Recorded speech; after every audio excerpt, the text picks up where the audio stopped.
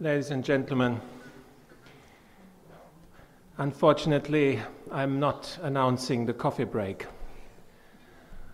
Rather, I will share with you some information, some experience that we have gathered in Germany with use of asbestos for quite a long period of time.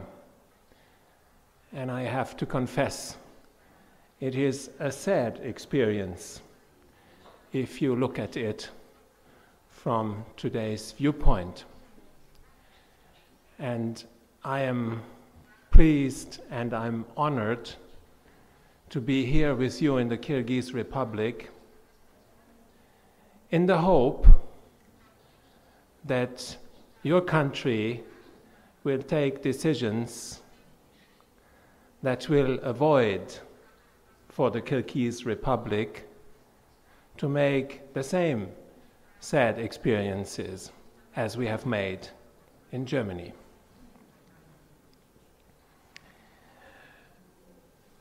In Germany, deaths and diseases and individual suffering and the pertaining huge financial consequences from asbestos use date back several decades, but are still felt today. So Germany, like quite a few other countries in Western Europe, in the European Union, look back on a long history of asbestos use. And many of the older people recall that asbestos was hailed the magic fiber. It could be used in a wide range of products and applications. It was very practical, and it helped Germany after the Second World War to grow up, to build, to construct whatever was needed. And you can see in this picture the vast amounts of asbestos that was used in Germany starting after the Second World War until it was forbidden in Germany in 1993. I would like to emphasize that more than 95% of the asbestos used in Germany was chrysotile asbestos. So the type of asbestos that is used in this region. And you see here the various causes, and you see the well-known names, the mesothelioma, the lung cancer, the asbestosis as the main diseases.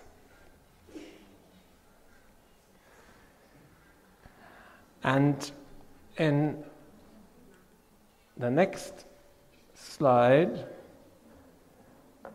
you see in green, red, but the asbestosis in blue, the mesothelioma in green, and the lung cancer in red.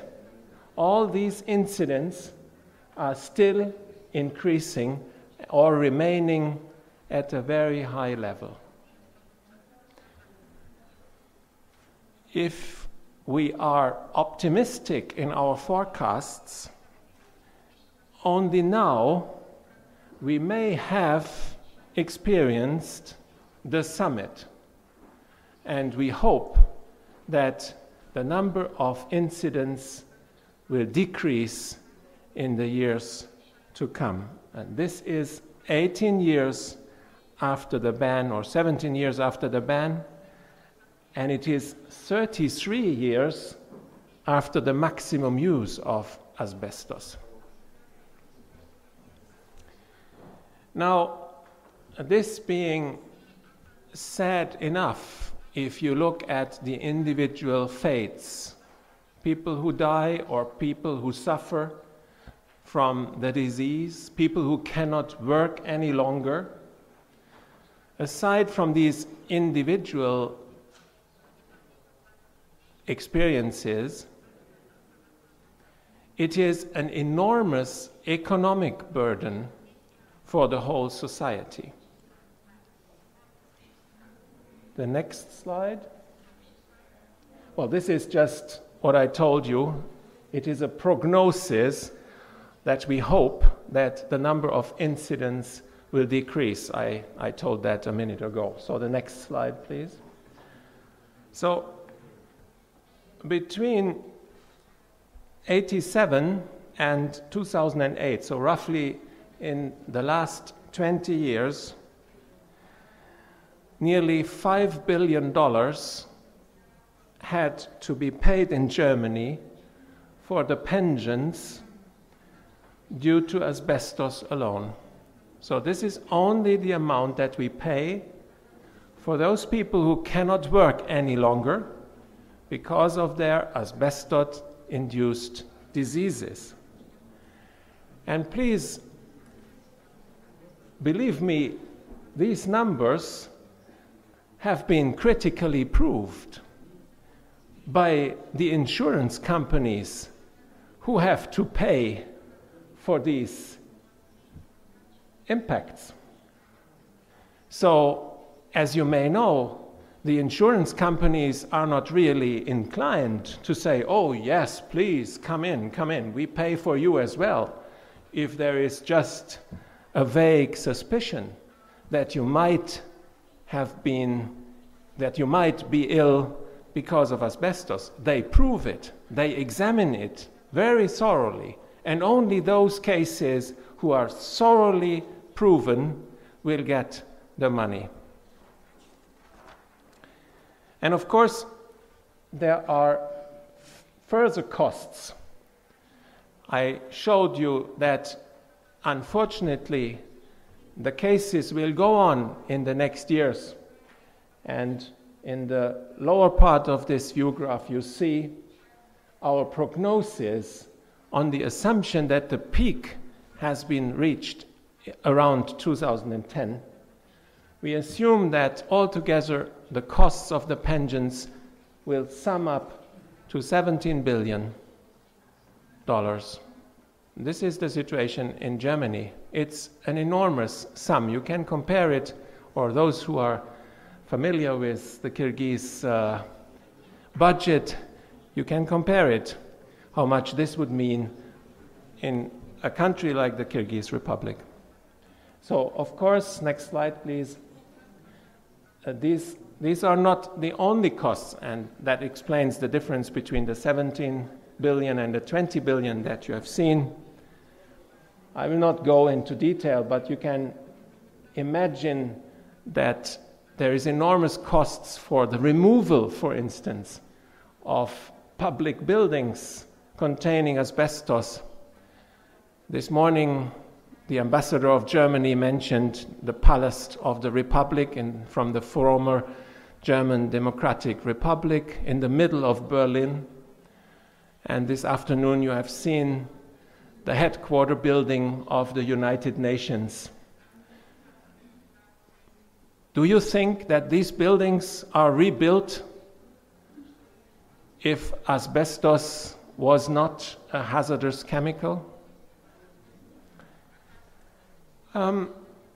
Well, let me share with you, as on the last view graph, a few further and final remarks. The main thing,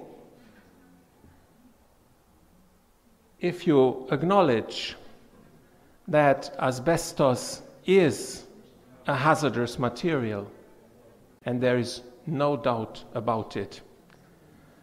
I mean, I'm really tempted to share with you a few facts, but I will resist this temptation because we are already so late in the afternoon. But let me say it in one sentence. Whoever is interested to see the facts that have been collected by the best international institutions that we have, including the International Agency on Research on Cancer, including the Canadian responsible agency, which is the Royal Society of Canada, including the International Program on Chemical Safety, including the Scientific Committee on Toxicity, Ecotoxicity and the Environment of the European Community. Just to mention a few, there can be no doubt that chrysotile asbestos is a hazardous chemical because it is carcinogenic to human. Now, having said this, this does not mean that you have to stop dealing with asbestos now or tomorrow or next year. This does not mean that you have to do that. You may be aware that around the world we are dealing with lots of hazardous chemicals. But please, don't let us pretend the chemicals are not hazardous, but rather let us acknowledge they are hazardous. However, we want to continue to use them for other reasons. And if we want to do so, we want to reduce the risk when handling them to the extent possible. And the basic thing to reduce the risk as far as possible is that people who handle this material are informed about the risks and are informed about the risk mitigation measures. On a national level, this means awareness raising, information, independent investigations, making them publicly available. This is on the national level. Now, on the international level, it means sharing the information about the risks of these products. And this is all what listing of chrysotile asbestos in the Rotterdam Convention is about. It is simply that those countries who trade chrysotile asbestos share the information about the risks so that everybody who is trading with this material and who is using this material is informed about the risk, so to avoid that he harms himself.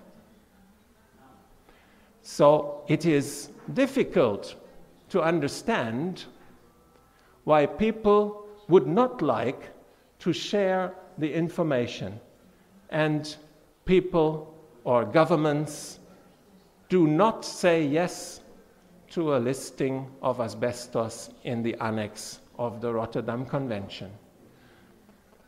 Let me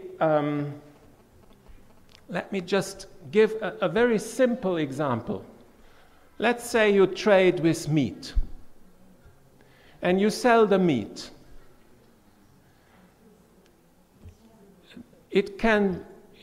Let's suppose that the meat can be eaten within 3 days. After that, the meat will cause damage to the person that eats it because it has become of bad quality.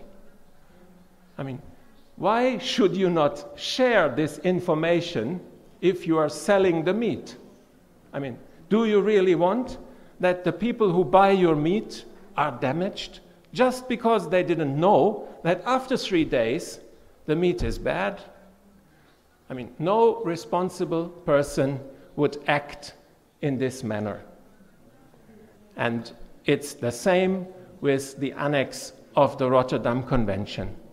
Those countries who export the chrysotile asbestos share the information about the risk with those countries who import the chrysotile asbestos. In the case of the Kyrgyz Republic, you are mainly importing. So why should you object the listing of this substance in the Rotterdam Convention? Do you not want the government of the Kyrgyz Republic, do you not want to be informed about potential risks of the materials that you are importing in the Kyrgyz Republic, so that your people do not know what risks they are engaging? This is the question, and it is my hope, as I said in the beginning, that in Kyrgyzstan you will take decisions that will avoid that the Kyrgyz people will undergo the same sad experiences that we unfortunately had together in Germany and in other Western European countries. Thank you.